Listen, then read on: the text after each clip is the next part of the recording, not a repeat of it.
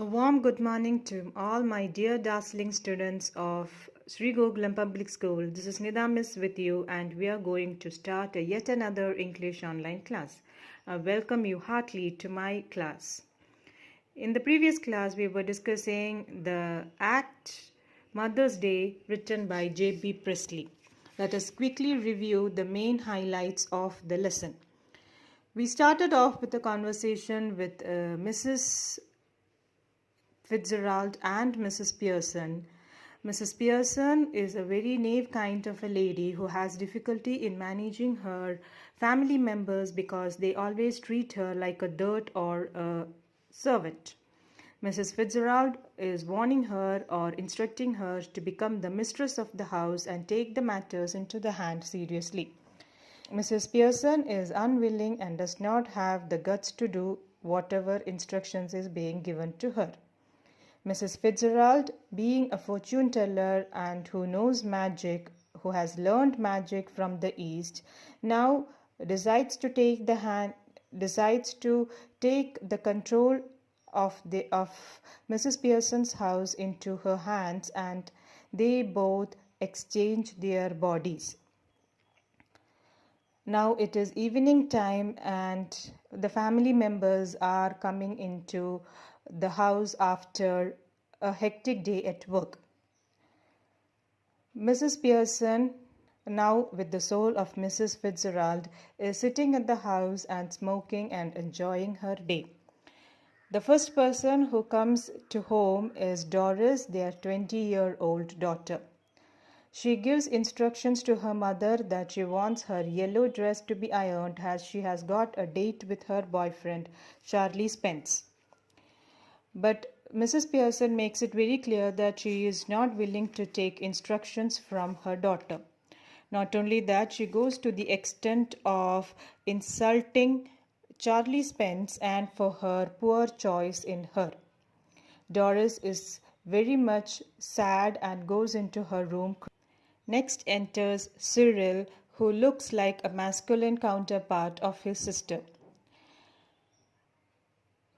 Cyril also has got some instructions for his mother. Again, he finds it very strange to know that his mother is not willing to take instructions. Not only that, he is surprised to find that the customary tea that used to be prepared at home in the evening is also not prepared. Even she refuses to prepare dinner and she wants both of her children to take care of themselves and be independent. After their mother moved out to get some stout, that is alcohol, from the kitchen, Doris and Cyril together discuss on what they found in Annie Pearson, and they say that she is probably out of her senses or she is behaving in a very strange manner. Mrs. Pearson also makes some shattering announcements at the house. She says that as much as like the other working members in the family, that is her husband and children, she is also working throughout the week. Only thing is that she is not paid for it, but labor is labor as equal. She says that from henceforth she intends to work only during the weekdays and take a holiday during the weekends. Doris is very much surprised by these kinds of proclamations by her mother and she wants to inquire more about it.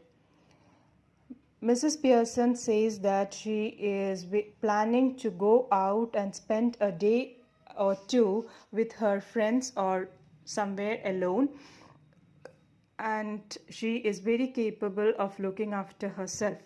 She says that even though she might stay at home, she is only willing to do the household work during the weekends if she is being pressed upon or requested in a very polite manner. All these things are very unlikely of Mrs. Pearson, and both the children are completely out of their mind, wondering what has happened to their mother. At this point entered the father of the house, George. Let's see what happens next.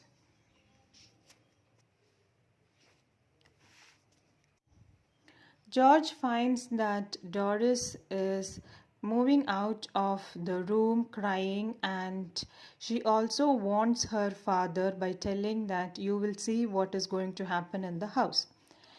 George enters by questioning Mrs. Pearson, but before he could complete his question, he finds that his wife is drinking alcohol in the evening and she is completely shocked.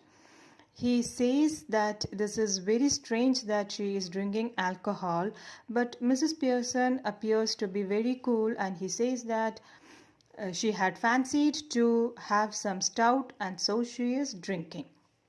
George says that this is not a good attitude and he does not like it. And when Mrs. Pearson says that this is just a surprise for you, George says that he is not in for a surprise and he likes the way how things are moving at their house, which is in proper order according to George. George then informs Mrs. Pearson that he does not want any tea because he intends to go to the nightclub which he spends most of his evenings at. Mrs. Pearson again very coolly informs her husband also that she has not prepared any tea at house at all. This irritates George because he expects his wife to do a certain kind of things. So he gets irritated and he says that that is very bad of you not to have prepared tea. What if I would have wanted some tea? So Mrs. Pearson then starts making fun of him by telling that this is very stupid that a person is getting angry for a thing that he does not want.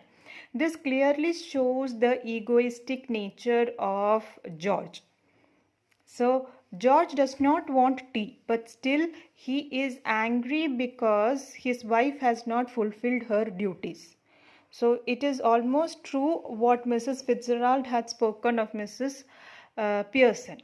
She is almost considered like a servant, that is, whether the family members need it or not, she has to do the things and they would just behave in the manner that they like to behave.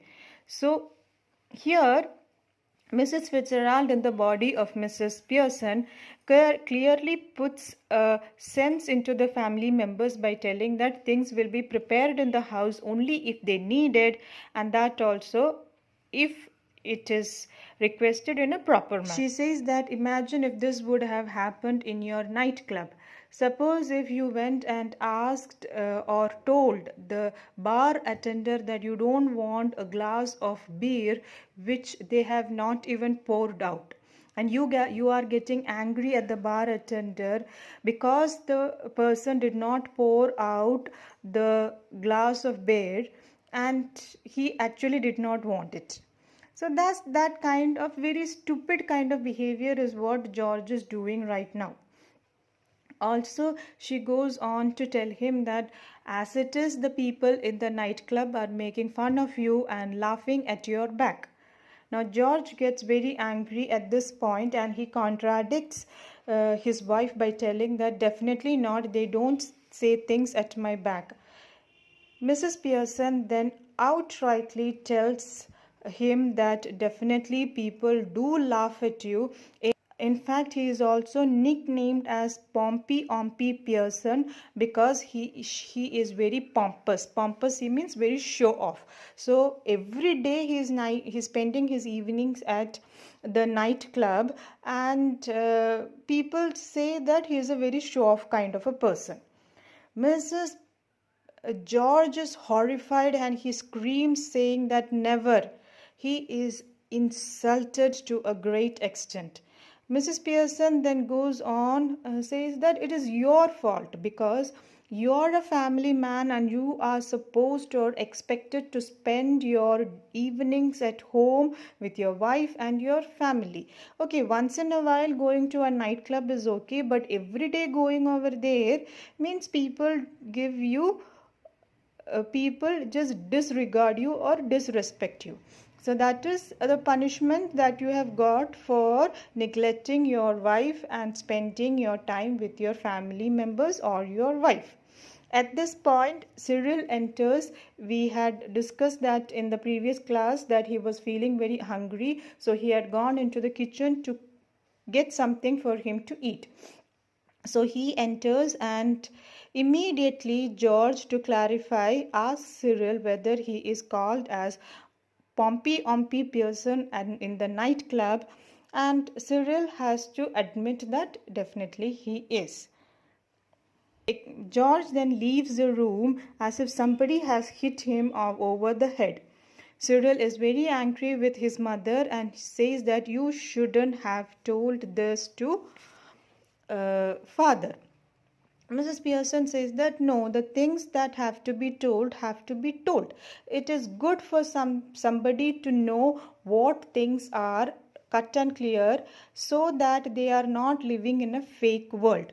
She also says that definitely not only George, even Cyril also needs to understand that he is also spending too much time and a lot of money on greyhound races, that is dog races, and such kinds of things which is not required. So he is also wasting away a lot of time and money. That's what she means to say. Now there is a knock at the door and Cyril goes out to see who has come. He comes back by telling that it is the silly old bag, that is Mrs. Fitzgerald from the next door. Of course, Mrs. Fitzgerald is hearing a comment about herself from Cyril. So Mrs. Pearson, being a very good mother, corrects her son by telling that you are not supposed to call names of elderly people and he should behave properly. Also, she instructs Cyril to let Mrs. Fitzgerald in. Now, Mrs. Fitzgerald is actually Mrs. Pearson, their real mother. Since she was feeling very tensed and worried alone in Mrs. Fitzgerald's house, she has come back to her own house to see what has happened with her family members. Now she is going to see what Mrs. Fitzgerald has done with her family members. Children, we will continue in our next class and see how the act is going to get concluded. So till we meet again in our next class, stay safe and be good children. Read your lesson thoroughly and attempt your test papers. Thank you children and have a nice day.